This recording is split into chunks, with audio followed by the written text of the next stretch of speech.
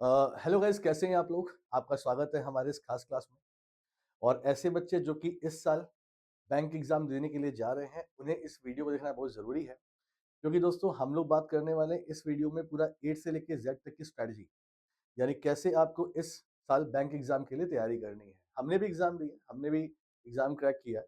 तो जो मेरा अपना एक्सपीरियंस है, वो मैं आपके साथ यहाँ पे शेयर करना चाहूंगा कि कैसे तैयारी करनी चाहिए हमें, और क्या हमें करना चाहिए और क्या हमें नहीं भी करना चाहिए। ठीक है, देखिए। दोस्तों, मैंने ये फील किया है एज ए टीचर, मैंने ये फील किया है कि ऐसे बहुत सारे बच्चे होते हैं जो बैंक एग्जाम की तैयारी शुरू कर देते हैं, बट उनको नहीं पता होता कि एग्जैक्ट स्ट्रेटजी क्या होनी चाहिए और एग्जैक्ट हमारा सिलेबस क्या है, पैटर्न क्या है हमारे एग्जाम का। दोस्तों, अगर आप कोई युद्ध लड़ने आ रहे हो, अगर आपको युद्ध जीतना है, तो आपको सामने वाले की कमजोरी पता होनी चाहिए, सामने वाले के पास कौन से वेपन्स हैं ये पता होना चाहिए, और आपके पास कौन से वेपन्स हैं और इसका यूज कैसे हमें करना है। तो मेरे हिसाब से अगर आप तैयारी कर रहे हो, तो पहले स्ट्रेटजी और सिलेबस और पैटर्न आपको एग्जाम का पता होना चाहिए। ठीक, उससे पहली बात दोस्तों, उससे पहली बात हमको ये पता होना चाहिए कि हमारा लक्ष्य क्या है।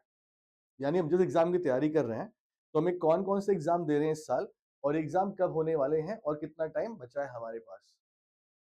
दोस्तों, आपको पता है कि इस साल आईबीपीएस ने अपना कैलेंडर लॉन्च कर दिया है।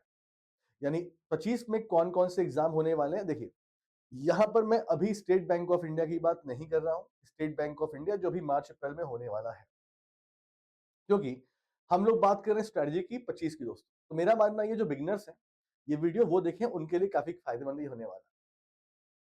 तो अभी जो स्टेट बैंक का नेक्स्ट एग्जाम होगा, उसके बारे में बता नहीं इनको। तो जो हमारे सामने बातें हैं, हम उसकी बात करेंगे। ठीक है, देखिए। तो सबसे पहले गाइस, मैं आपको यहाँ पे समझाऊंगा। ये है दोस्तों इस साल का calendar, launch by the IBPS. और इसने पूरे साल भर में आपके एग्जाम्स कौन कौन से होने हैं और कब होने हैं, इसके बारे में आपको इन्फॉर्मेशन दी है दोस्तों। आई होप कि आपको दिखाई पड़ रहा होगा। ठीक, देखो। यहां दोस्तों बात हो रही ग्रामीण बैंक की, बात हो रही है आरआरबी की। तो पहले पॉइंट में बात हो रही है ग्रामीण बैंक की, इसके एग्जाम कब होने हैं। और दूसरे पॉइंट में बात हो रही है नेशनलाइज बैंकों की, मतलब ये PNB, bank of Baroda, bank of India, जो 11 सरकारी बैंक। हमारे देश में 12 सरकारी बैंक है। स्टेट बैंक ऑफ इंडिया एक बैंक है अलग से, 11 अलग से बैंक है। स्टेट बैंक ऑफ इंडिया अपने एग्जाम अलग से कराती है। तो हम 11 सरकारी बैंकों की बात कर रहे हैं दोस्तों, जो आप जानते हो, पीएनबी है, बैंक ऑफ बड़ौदा है, पंजाब एंड सिंध बैंक है दोस्तों, उसकी हम बात कर रहे हैं। ये उसके बारे में है। तो आपका एग्जाम पहला कौन सा, देखो दोस्तों। तो पहला एग्जाम आपका है ऑफिसर स्केल 1, यानी पीओ की हम बात कर रहे हैं, ग्रामीण बैंक पीओ की। और इसका जो प्री एग्जाम है दोस्तों, वो है 27 को, 27 इसका बेटा मतलब जुलाई। यानी आपका जो पहला एग्जाम होगा, वो होगा 27 जुलाई को, पहला एग्जाम दोस्तों, प्री का। ठीक, तो जो प्री के एग्जाम है 27 को है, और 2 अगस्त को है, 3 अगस्त को है दोस्तों। यानी 3 अगस्त तक आपका प्री एग्जाम चलेगा पीओ का। उसके बाद दोस्तों मेंस आपका है, वो आपका है सितंबर मंथ में, 13 सितंबर को हो जाए। और गाइस, अगर हम बात करते हैं क्लरिकल की, हाँ क्लरिकल, तो बेटा क्लर्क में जो पहला एग्जाम आ रहा है, वो है आपका प्री का एग्जाम 30 तारीख को, 30 अगस्त को है पहला एग्जाम। और जो मेंस है वो आपका 9/11, मतलब दोस्तों 9/11, यानी नवंबर की हम बात कर रहे हैं, 9 नवंबर को। तो ये आपका एग्जाम है दोस्तों ग्रामीण बैंक का। अगर हम बात करते हैं नेशनलाइज बैंक का, तो इनके पीओ की बात करें, तो इनका पहला एग्जाम है 4 अक्टूबर को, प्री का एग्जाम 4 अक्टूबर। और जो मेंस है वो है 29 नवंबर को है दोस्तों। और अगर हम बात करते हैं क्लरिकल की, ध्यान देना, क्लर्क को बेटा हम क्या बोलते हैं, कस्टमर सर्विस एसोसिएट हम बोलते हैं। तो इनका पहला एग्जाम है 6/12, मतलब 6 दिसंबर को। और अंतिम एग्जाम है आपका 1 फरवरी को। यानी इससे आपको क्या समझ में आ रहा है दोस्तों, यानी हम इस तरह देखें, तो हमारा पहला एग्जाम दोस्तों क्या होगा, 27 जुलाई को होगा। तो 27 जुलाई से लेके दोस्तों हम एंगेज रहेंगे कम से कम कब तक, आपका 1 फरवरी, 1 फरवरी तक, 1 फरवरी 26 तक हम एंगेज रहेंगे। यानी गाइस कि मतलब ये वो टाइम है जिस टाइम हम एग्जाम देते रहेंगे। और हमारे एग्जाम बहुत लाइन से हैं दोस्तों, प्री के हैं, मेंस के हैं, क्लर्क के हैं, पीओ के हैं, ग्रामीण बैंक के, नेशनलाइज बैंक के हैं, बहुत सारे एग्जाम है। यानी मुझे लगता है कि जो एक स्टूडेंट है, वो कितने एग्जाम देगा दोस्तों, 4 एग्जाम देगा। आरआरबी क्लर्क का, आरआरबी पीओ का, आईबीपीएस क्लरिकल का और पीओ का, मतलब 4 एग्जाम देने वाले हो दोस्तों। तो ये 4 एग्जाम आपको जुलाई से लेके फेब तक देने हैं। यानी यानी गाइस, मतलब अगस्त, सितंबर, अक्टूबर, नवंबर, दिसंबर, मतलब 6-7 महीने आप बिजी रहने वाले हो। तो ये तो आपने देख लिया कि एग्जाम कब की शुरुआत होगी। अब हम थोड़ा आज की बात करते हैं। हाँ, आज की बात करते हैं दोस्तों। अगर हम आज की बात करें गाइस, तो आज हो गया आपका मान लीजिए 16 जनवरी, यानी हम जनवरी के मिड में है दोस्तों। तो जनवरी हो गया, फरवरी हो गया दोस्तों, मार्च हो गया हमारा, अप्रैल हो गया, मई हो गया, जून हो गया, और दोस्तों जुलाई में भी 27 को पहला एग्जाम है ना हमारा, 27, हम जुलाई पूरा मान ले रहे हैं, और जुलाई हो गया दोस्तों। यानी कि हमको जो टाइम मिल रहा है वो जनवरी 15, मतलब आधा जनवरी, फरवरी, मार्च, अप्रैल, मई, जून, जुलाई, यानी 1 2 3 4 5 6 मंथ से ऊपर। यानी दोस्तों हमारे पास 6 मंथ से ऊपर है। और क्या 6 मंथ में हमारा एग्जाम क्वालिफाई हो सकता है अगर हम बिगिनर हैं तो? जी हाँ, बिल्कुल। आपका एग्जाम बिल्कुल क्वालिफाई हो सकता है। बस जरूरत है एक प्रॉपर स्ट्रेटजी की दोस्तों। और ये स्ट्रेटजी हम कैसे बनाएंगे, तो ध्यान से इस वीडियो को देखिएगा। हम कैसे स्ट्रेटजी बनाने वाले हैं। तो सबसे पहले आप देख लो, आपको 6 मंथ में पढ़ाई करनी है। अगर मैं होता आपकी जगह दोस्तों, तो मैं कैसे पढ़ाई करता? मैं स्टार्टिंग के 3 मंथ लेता अपने बेसिक्स और अपना सिलेबस कंप्लीट करने में। 3 मंथ में हो जाता है। और गाइस अगर मैंने कंप्लीट कर लिया तो नेक्स्ट 3 मंथ मेरे पास केवल रिवीजन और प्रैक्टिस करने के लिए टाइम होना चाहिए। यानी आपको बात समझ आ रही है कि पहले 3 मंथ, अगर 6 मंथ की हम बात करें, तो आप अपना सिलेबस पहले कंप्लीट कीजिए। सिलेबस गाइस जो आपकी मतलब ये है, मतलब जो भी आपके वीकनेसेस हैं उस पर काम करो, और नेक्स्ट 3 मंथ केवल रिवीजन और प्रैक्टिस के लिए रखो दोस्तों। देखो अब हमें किन किन मुद्दों पर ध्यान देना है गाइस, देखो। तो हमें कुछ स्टेप लेने गाइस। तो इस पूरी क्लास में मैं आपको टोटल 7 स्टेप पढ़ाऊंगा। तो पहला स्टेप गाइस जो है वो है understand the exam structure and the syllabus, जो कि हम नहीं करते हैं। हम तैयारी करना शुरू कर देते हैं। हमको नहीं पता कि हमारे एग्जाम में क्या क्या पैटर्न है, क्या सिलेबस है, और क्वेश्चन कैसे आते हैं। पीओ के लेवल पर क्वेश्चन कैसे आते हैं, और क्लर्क में क्वेश्चन कैसे आते हैं, प्री में क्वेश्चन कैसे आते हैं, और मेंस में क्वेश्चन क्या पैटर्न होता है दोस्तों। तो हमें सबसे पहले अंडरस्टैंड करना है अपना एग्जाम पैटर्न, और साथ ही साथ दोस्तों अपना सिलेबस भी। तो मैंने आपसे क्या बोला गाइस कि इस पूरे साल आप आरआरबी, आप जो एग्जाम दोगे वो दोगे दोस्तों। पहला एग्जाम आप दोगे आरआरबी पीओ का, फिर आप दोगे आरआरबी क्लरिकल का। यानी दोस्तों ये तो हो गया हमारे 2 एग्जाम। फिर दोस्तों आप क्या दोगे, फिर आप दोगे आईबीपीएस पीओ का दोगे, और फिर बेटा आप दोगे आईबीपीएस क्लरिकल का। हाँ, इसके बाद 2 एग्जाम और भी हैं आपके हैं इसके बाद, state bank of India PO clerical. लेकिन चूंकि उसका अभी नोटिफिकेशन नहीं आया तो उसकी हम बात नहीं करेंगे आपसे।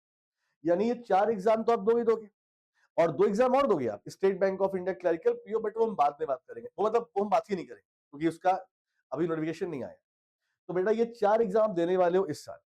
तो हम जानेंगे बारी बारी से कि इनका एग्जाम पैटर्न दोस्तों क्या होता है। देखिए सो गाइस पहले हम बात करेंगे रीजनल रूरल बैंक के बारे में, ठीक है। देखो दोस्तों, तो बेटा अगर हम आरआरबी की बात करते हैं तो पहले हम क्लर्क की बात करेंगे। यहां पे गाइस मैं आपको दिखा रहा हूं कि आरआरबी क्लर्क में क्या हमारा पैटर्न दोस्तों है। तो पहला एग्जाम हमारा होता है प्री का, और जो प्री का हमारा एग्जाम है उसमें रीजनिंग आती है और मैथ आता है दोस्तों। Reasoning math 40 question 40 marks, 40 question 40 marks, यानी गाइस 80 क्वेश्चन बेटा आपके होते हैं, 80 मार्क्स के होते हैं, और आपको मिलता है मात्र 45 minute. 25 minute for the reasoning and 20 minute for the quant. ये इसी टाइम में करना है आपको, ये टाइम फिक्स है दोस्तों। आपको 25 मिनट में क्वेश्चन करने 40 रीजनिंग में, और 20 मिनट में क्वेश्चन करने 40 न्यूमेरिकल मतलब मैथ्स में दोस्तों, ठीक है। तो आप पहले ये देख लो कि क्या पैटर्न है आपका आरआरबी क्लरिकल में रीजनिंग का दोस्तों, प्री का, ठीक है। इसके बाद देखिए दोस्तों, अब ये मेंस की बात करते हैं। तो जब आप मेंस क्वालिफाई, प्री क्वालिफाई हो जाएंगे तो आप पाएंगे मेंस में दोस्तों आरआरबी क्लरिकल मेंस। और यहां पे गाइस क्या होता है, आपके नंबर्स बढ़ जाते हैं रीजनिंग, जीए, मैथमेटिक्स, इंग्लिश या हिंदी। ऐसे बच्चे जो हिंदी के लिए मतलब कंफर्टेबल है, ऐसे बच्चे जो हिंदी जो इंग्लिश में कंफर्टेबल नहीं है, तो उनके लिए आरआरबी मतलब बहुत अच्छा एग्जाम है, क्योंकि आपको हिंदी इसमें आती है दोस्तों। इंग्लिश या हिंदी दोस्तों, और कंप्यूटर नॉलेज, कंप्यूटर भी इसमें आता है अलग से। तो रीजनिंग 40 क्वेश्चन 50 मार्क्स, जीए 40 क्वेश्चन 40 मार्क्स, जीए मतलब जनरल अवेयरनेस। मैथ में 40 क्वेश्चन 50 मार्क्स, इंग्लिश में 40 क्वेश्चन 40 मार्क्स, इंग्लिश हिंदी, और कंप्यूटर 40 क्वेश्चन 20 मार्क्स दोस्तों। इसका बेटा मतलब हुआ कि आपको 200 क्वेश्चन मिलेंगे और 200 मार्क्स के मिलेंगे। इसका मतलब है इसकी क्वांट में और रीजनिंग में आपके नंबर ऑफ क्वेश्चन, एक नंबर क्वेश्चन मतलब क्वेश्चन जो एक क्वेश्चन है उसके मार्क्स एक से ज्यादा है, क्योंकि देखो ना 40 क्वेश्चन 50 मार्क्स, मैथ में भी 40 क्वेश्चन 50 मार्क्स। वही कंप्यूटर बेटा क्या है, 40 क्वेश्चन आएंगे बट 20 मार्क्स के आएंगे, यानी 0.5 का एक क्वेश्चन होगा। और हाँ, अगर आप मिस्टेक करते हैं, अगर आप गलत आंसर प्रेडिक्ट करते हैं तो यहाँ माइनस मार्किंग है 0.25 की, यानी 4 क्वेश्चन गलत करेंगे तो 1 मार्क्स जाएगा आपका दोस्त, ये भी याद रखिएगा, ठीक है। सो गाइस, रीजनिंग आधे घंटे में, जीए 15 मिनट में, मैथमेटिक्स 30 मिनट में, और इंग्लिश 30 मिनट में, और कंप्यूटर 15 मिनट में। ये टाइम ड्यूरेशन दोस्तों इसमें करना पड़ेगा, यानी 120 मिनट, मतलब दोस्तों 2 घंटे हो गए। तो 2 घंटे में आपको 200 क्वेश्चन करने, 120 मिनट में 200 क्वेश्चन करने होते हैं गाइस। ये आपका क्लर्क का है। अगर आप प्री एग्जाम क्वालिफाई करते हो देन मींस फिर आपका सिलेक्शन होता है, यानी क्लरिकल में इंटरव्यू नहीं होता है। ठीक है, इस आगे देखिए। अब दोस्तों हम बात करते हैं पीओ की, हम बात करते हैं आरआरबी पीओ की, हम बात कर रहे हैं, प्री की बात कर रहे हैं, ठीक है। या तो सेम वही है, रीजनिंग मैथ 40 40, ठीक, 40 40 मार्क्स दोस्तों, और 25 मिनट भी सेम वही है दोस्तों। यानी आरआरबी पीओ में जो हम बात करते हैं अगर प्री की, तो सेम वही पैटर्न है जो आरआरबी क्लर्क का दोस्तों होता है। इसके बाद क्या बोला गया, देखो अब मींस में गाइस सेम पैटर्न है, सेम वही, same reasoning, same GA, same math, same English Hindi और same computer, same 200 question 200 marks और 120 मिनट, 2 घंटे दोस्तों।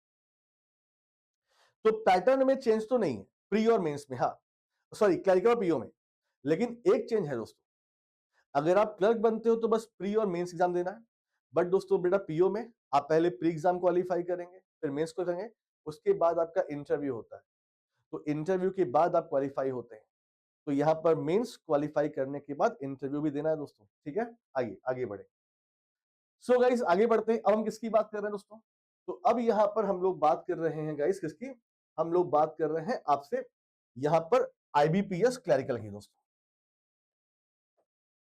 यानी अब दोस्तों हम बात कर रहे हैं क्लर्क की, ग्रामीण बैंक खत्म और पैटर्न भी चेंज। तो बेटा अगर आप देने जाएंगे exam, for example IBPS clerical का, तो बेटा इसमें प्री के एग्जाम में, प्री में क्या है बेटा, इसमें 3 सेक्शन है, यहाँ इंग्लिश भी आ गया, यहाँ मैथ्स भी आ गया और यहाँ रीजनिंग भी आ गया दोस्तों। इंग्लिश में 30 क्वेश्चन 30 मार्क्स के, मैथ में 35 क्वेश्चन 35 मार्क्स के, और रीजनिंग में 35 क्वेश्चन 35 मार्क्स के, मतलब दोस्तों यानी 60 मिनट में आपको करने होते हैं 100 क्वेश्चन, और इनका टाइम डिवाइड है।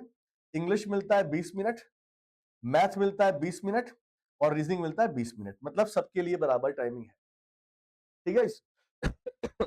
तो ये हो गया आपका क्लरिकल का प्री का दोस्तों।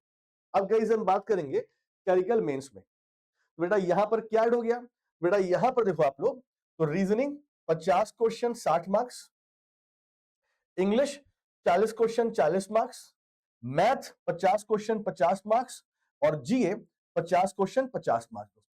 यानी कि इस कहने का मतलब कि आपको नंबर ऑफ क्वेश्चन 190 मिलेंगे, बट क्वेश्चन के मार्क्स 200 होंगे दोस्तों, क्योंकि रीजनिंग 60 नंबर का है, और रीजनिंग के लिए 45 मिनट, इंग्लिश के लिए 35 मिनट, क्वांट के लिए 45 मिनट, और जीए के लिए 35 मिनट, यानी 160 मिनट आपको मिलते हैं, 160 मिनट आपको मिलते हैं आपके मेंस एग्जाम के लिए, क्लरिकल मेंस के दोस्तों। तो ये आपने देख लिया। तो अगर क्लरिकल मेंस यानी क्लरिकल, अगर दोस्तों आपने आईबीपीएस क्लरिकल प्री क्वालिफाई किया देन मेंस, तो आपका सिलेक्शन बेटा हो जाएगा, इसमें इंटरव्यू नहीं होता है। यानी आपने एक बात ध्यान दी कि चाहे ग्रामीण बैंक की बात करें और चाहे आप इंडियन बैंक की बात करें, तो बेटा मेंस में आपका जीए इसमें ऐड हो जाता है, और यहां जीए 50 मार्क्स का है दोस्तों, journal and the financial awareness, ठीक है। आगे बढ़ते हैं, चलिए। सो गाइस हम लोग किसकी बात कर रहे थे, हम लोग बात कर रहे थे आपसे आईबीपीएस की। तो मैंने क्लर्क आपको दिखा दोस्तों, अब हम बात करेंगे पीओ की। देखिए तो बेटा पीओ की बात करेंगे, सेम पैटर्न है भाई, सेम प्री में इंग्लिश आएगी, क्वांट आएगी, रीजनिंग आएगी, 30 क्वेश्चन 35 क्वेश्चन 35 क्वेश्चन, मार्क्स बराबर है और टाइम बराबर 1 घंटे, यानी 1 घंटे में 100 क्वेश्चन 100 मार्क्स।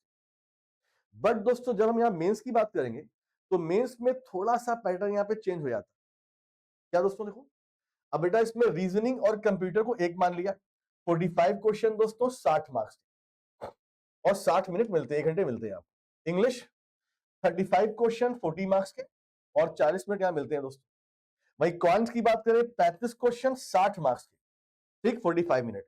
यानी गाइस देखो, रीजनिंग में 45 क्वेश्चन 60 मार्क्स के लिए, बट क्वांट में 35 क्वेश्चन 60 मार्क्स, यानी क्वांट का वेटेज ज्यादा है यहाँ। ठीक, जी ये दोस्तों 40 क्वेश्चन 40 मार्क्स और 35 मिनट।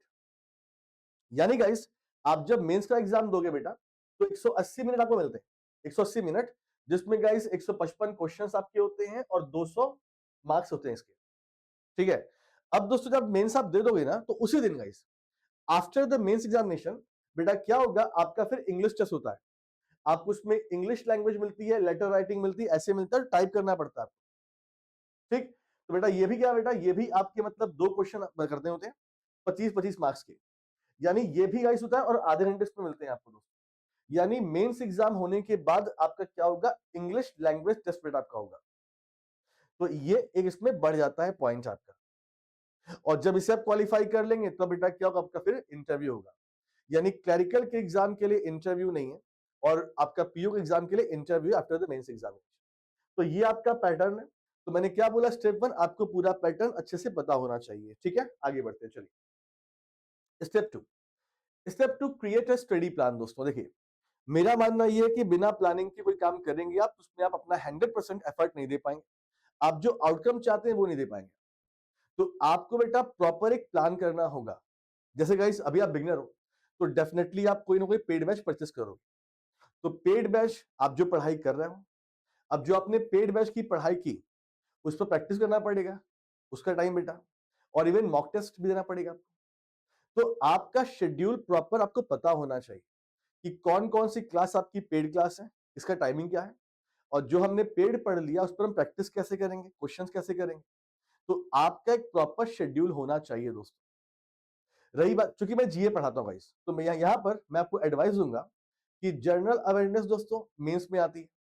तो बेटा मेंस में अगर आप क्वांट और रीजनिंग की बात करते हैं तो कभी कभी क्वेश्चन बहुत टफ आ जाते हैं और सारे बच्चे उसमें घूमते हैं, वहां पे आप मार्क्स सिक्योर नहीं कर पाते। तो अगर आप जीए को पढ़ते हैं तो जीए मेंस में आती है, प्री में नहीं आती। लेकिन जीए आपके सिलेक्शन जरूरी है। और अगर आप पीओ दे रहे हैं तो बेटा आपको इंटरव्यू में जाना है। तो मैं इसीलिए बोलूंगा कि वेरी फर्स्ट डे से आपको करंट अफेयर्स पढ़ना शुरू करना है, जो हमारी क्लास होती है मॉर्निंग 8 AM पे बैंकर्स पे चैनल पे, इसी पे मतलब। तो सीए आपको पहले दिन शुरू करना है दोस्तों। ये नहीं कि जीए मेंस में आएगी तो हम कर ले जाएंगे, मालूम चला कि जीए की वजह से सिलेक्शन नहीं हुआ हमारा, ऐसा होता है। जनरल अवेयरनेस इजी नहीं आती है कि भारत के पीएम का नाम बताओ, काफी अच्छे से आती है, डीप में आती है दोस्तों।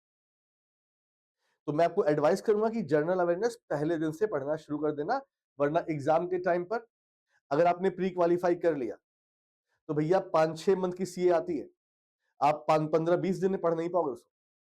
ठीक है, चलो। तो आपके पास इसलिए प्लान बेटा होना चाहिए, मतलब प्रॉपर एक शेड्यूल, और उस शेड्यूल को आपको फॉलो हमेशा करना है, चाहे कुछ भी हो जाए।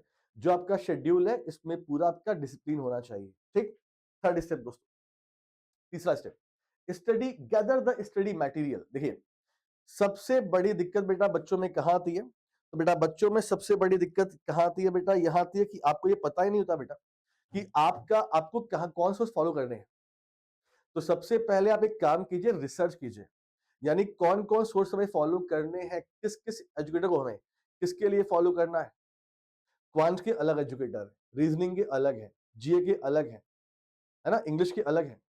तो हर एक एजुकेटर जिससे आपको पढ़ना है पहले चूज कर लीजिए, आपको कौन सा कोर्स करना है परचेस चूज कर लीजिए दोस्तों, आपका कौन सा मॉक टेस्ट देना है चूज कर लीजिए, और ये जल्दी कीजिए, ताकि आप यहाँ भटके नहीं कि यार पहले आज यहाँ देख ले रहे हैं, कल वहां देख ले, परसों वहां देख ले, ऐसे टाइम खराब हो जाएगा। तो जल्दी जल्दी बेटा अपना एक स्टडी प्लान बनाइए और उसके बाद अपना जो कैसे आपको पढ़ना है उसे अरेंज कीजिए दोस्तों। कौन सा हमें कोर्स परचेज करना है, कौन सा मॉक टेस्ट हमें देना है। एक आप चाहें तो किसी पूछ सकते क्वेश्चन, सर बहुत सारे टेलीग्राम चैनल से आप कहीं भी जाओ पूछ लो, नहीं तो हमसे पूछ लो, हम बता देंगे। ठीक है, सो गाइस मैंने गेट द स्टडी प्लान, तो आपके लिए एक वो है, एक पॉइंट है। सो गाइस जैसे हमने क्या बोला कि अगर आप तैयारी कर रही है तो हमने आपके लिए सक्षम फाउंडेशन बैच लॉन्च किया। ये बेटा फाउंडेशन बैच है जो 23rd से लाइव हो रहा है हमारा। तो ये फाउंडेशन बैच ज्वाइन करके दोस्तों आप बिल्कुल बेसिक से हाई लेवल तक पढ़ाई कर सकते हैं। क्वांट इसमें पढ़ा रहे हैं अरुण सर, मैं जीए पढ़ा रहा हूँ, विशाल सर इंग्लिश पढ़ा रहे हैं, और पुनीत सर रीजनिंग पढ़ा रहे हैं। सबसे अच्छी बात क्या है बेटा कि मतलब चारों टीचर एक प्लेटफॉर्म। तो आप अनअकैडमी को, हमारे इस कोर्स को आप परचेस कर सकते हैं बेटा फाउंडेशन कोर्स के लिए। ठीक है, तो मैंने क्या बोला कि कौन सा कोर्स हमें परचेस करना है, हमें कौन सी क्लासेस देखनी है यूट्यूब पर, कौन सी फ्री क्लास देखनी है, सबका एक प्रॉपर शेड्यूल आपका होना चाहिए और बिल्कुल क्लियर। यहाँ वहां भटकोगे तो टाइम जाएगा और तुम टाइमली अपना काम कर भी नहीं पाओगे दोस्तों। ठीक। चौथा स्टेप दोस्तों क्या है? चौथा स्टेप है बेसिक कॉन्सेप्ट एंड प्रैक्टिस। देखिए, तो जो बिगनर्स बच्चे होते हैं उन्हें पता नहीं होता कि उन्हें कैसे पढ़ाई करनी है। मतलब वो पेड क्लास तो कर रहे हैं, अब मालूम चला टीचर ने बोला कि हम ये क्लास करने वाले हैं यूट्यूब पर, वहां पर आ जाओ। अब बेटा वहां पर आप चले गए, मालूम चला आपने भी शुरुआत की है और टीचर पढ़ा रहे मेंस लेवल का। तो घबराओ नहीं कि हमें ये नहीं आता, मैं वो नहीं आता। सबसे पहला काम अपना अपना सिलेबस कंप्लीट करना। जब तक सिलेबस आप कंप्लीट नहीं कर लोगे बेटा, आप कैसे पढ़ाई करोगे? तो अपना पूरा फोकस रखो, बेसिक्स पे रखो अपना पूरा फोकस, कि पहले बेसिक्स हमारा स्ट्रांग हो जाए, उसके बाद क्या हो, उसके बाद हम करेंगे मेंस की बात। मैंने क्या बोला आपसे, स्टार्टिंग के 3 मंथ अपने बेसिक्स क्लियर करो और जब वो पूरे हो जाए तब प्रैक्टिस शुरू करो, अच्छे से करो प्रैक्टिस। तो अपने बेसिक कॉन्सेप्ट को दोस्तों करना बहुत जरूरी है, उस पर प्रैक्टिस करना बहुत जरूरी है। अच्छा ये भी होता है, ऐसे बहुत सारे बच्चे हैं जब वो पेड क्लास ज्वाइन कर लेते हैं तो केवल वो क्लास ही कर पा रहे हैं। अब एक दिन में 4 क्लास हो रही है, अब बच्चा 4 क्लास कर रहा, थक गया, इसी में वो प्रैक्टिस कर ही नहीं पाया। ये गलती मत करना दोस्तों। डेली प्रैक्टिस का आपको टाइम निकालना चाहिए। अगर आप नहीं निकाल पा रहे हो तो 2 दिन आपके पास हैं, शनिवार और रविवार।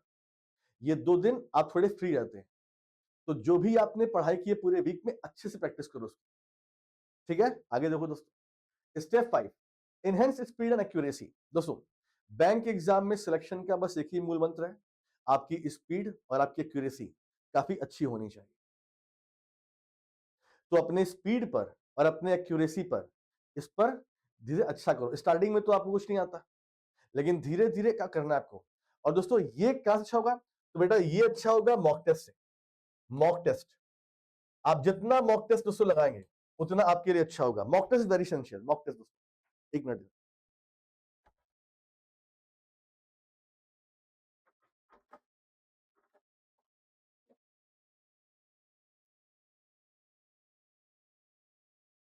सो guys, mock test is very essential. अगर आप मॉक टेस्ट लगाएंगे तो स्टार्टिंग में दिक्कतें होती हैं, उसके बाद धीरे धीरे क्या होगा, धीरे धीरे आप समझ जाओगे। देखो मॉक टेस्ट से क्या क्लियर होता है कि जो हम पढ़ाई कर रहे हैं और जो एग्जाम का लेवल है, क्या उस लेवल का हम पढ़ाई कर रहे हैं। और धीरे धीरे स्टार्टिंग में दिक्कतें होती हैं, लेकिन इससे आपकी स्पीड और इससे आपकी एक्यूरेसी अच्छी आती है, क्योंकि ये आपको रियल टाइम का एक फीलिंग देता है। तो अपनी स्पीड, अपनी एक्यूरेसी, इस पर काम बहुत करना, और ये तुम्हारा अच्छा हो पाएगा मॉक टेस्ट से।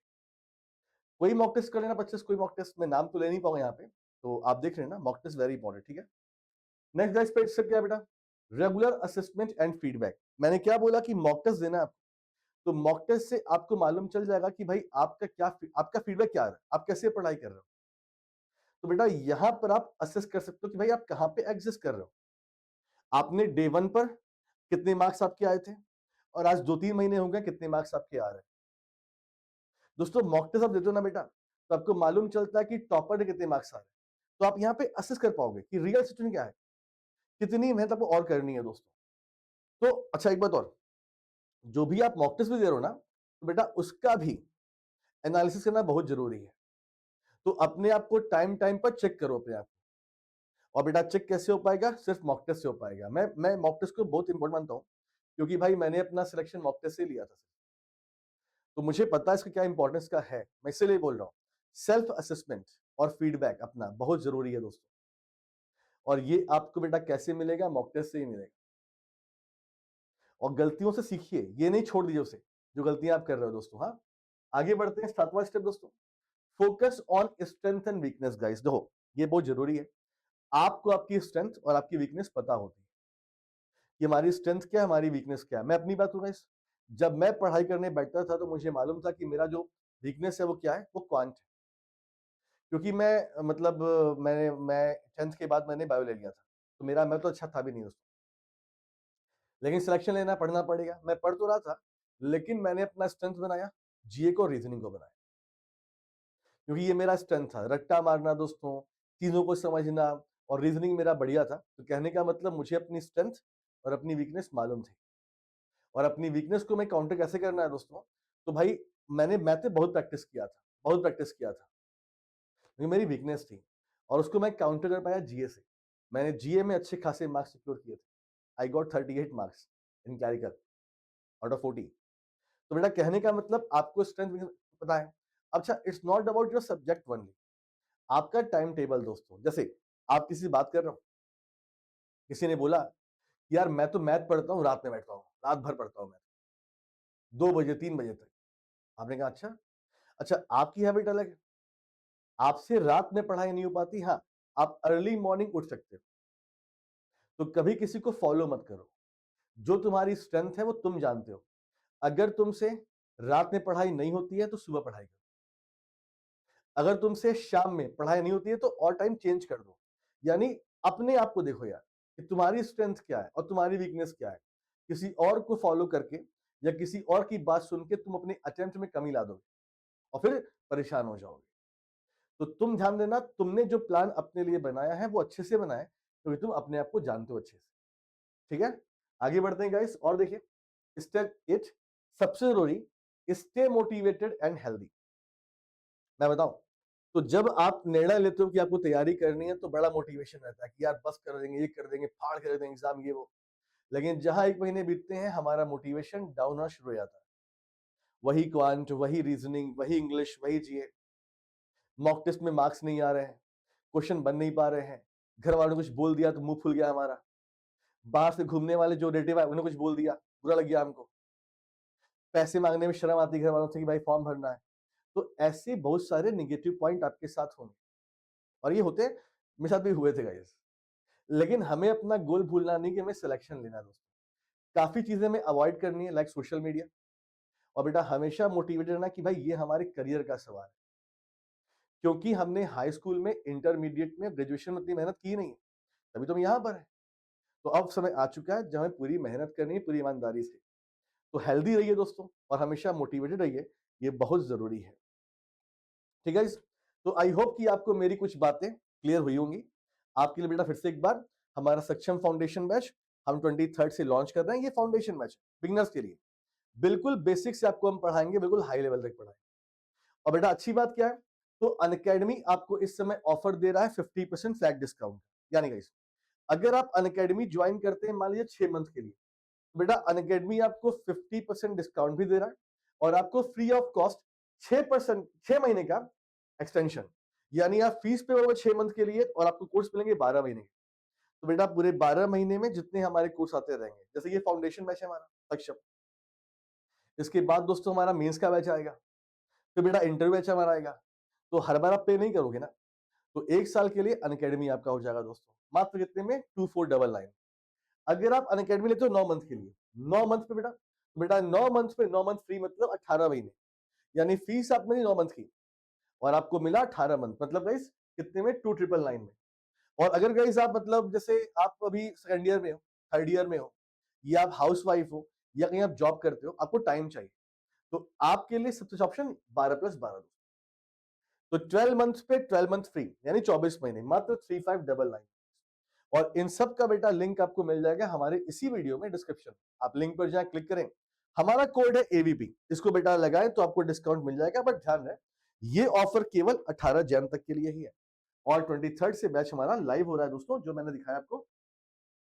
देखिए, तो देर किस बात का, हमें ज्वाइन कीजिए, हम पे बिलीव कीजिए, आपको हम अच्छा रिजल्ट ही देंगे दोस्तों।